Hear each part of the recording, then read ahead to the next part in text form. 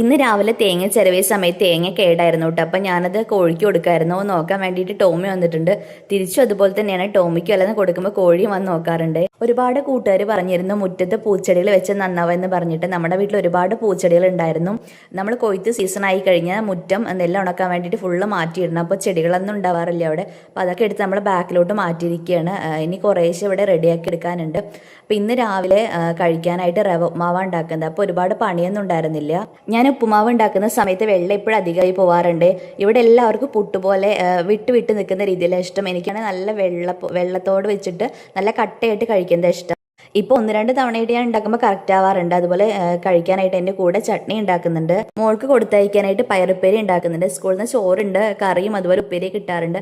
പക്ഷെ വീട്ടിൽ നിന്ന് എന്തെങ്കിലും കൊണ്ടുപോയാലാണ് കുറച്ചേലും കഴിക്കാറുള്ളൂ. ഇന്ന് ഉപ്പുമാവ് ഉണ്ടാക്കിയ സമയത്ത് കറക്റ്റായിട്ട് വിട്ട് കിട്ടിയിട്ടുണ്ടായിരുന്നു. അതുപോലെ എനിക്ക് ഏറ്റവും വലിയ ടാസ്ക് രാവിലെ മോളെ എഴുന്നേൽപ്പിക്കാൻ വേണ്ടിയിട്ടാണ്. എഴുന്നേൽക്കാൻ നല്ല ബുദ്ധിമുട്ടാണ്. കുറേ നേരം വിളിച്ചിട്ടൊക്കെയാണ് എഴുന്നേൽക്കാറുള്ളൂ. പിന്നെ എന്നോട് ഒരുപാട് പേര് മെസ്സേജ് അയച്ച് ചോദിക്കുന്ന ഒരു കാര്യമാണ്, ട്രാൻസ്പ്ലാന്റ് ചെയ്യാൻ പേടിയാണ്, അത് കഴിഞ്ഞിട്ട് ഒരുപാട് ബുദ്ധിമുട്ടുണ്ടല്ലേ എന്ന് ചോദിച്ചിട്ട്. ഇപ്പം ഞാൻ എൻ്റെ വീഡിയോസിൽ നിങ്ങൾ ഓരോ ജോലികളും വീട്ടിലത്തെ കാര്യങ്ങളൊക്കെ സ്വന്തമായിട്ട് തന്നെ ചെയ്യുന്നത് കാണുന്നുണ്ടല്ലോ. പിന്നെ ഏതൊരു രോഗം വന്നാൽ നമുക്ക് അതിൻ്റെതായ ചില ബുദ്ധിമുട്ടുകളൊക്കെ ഉണ്ടാവാറുണ്ട്.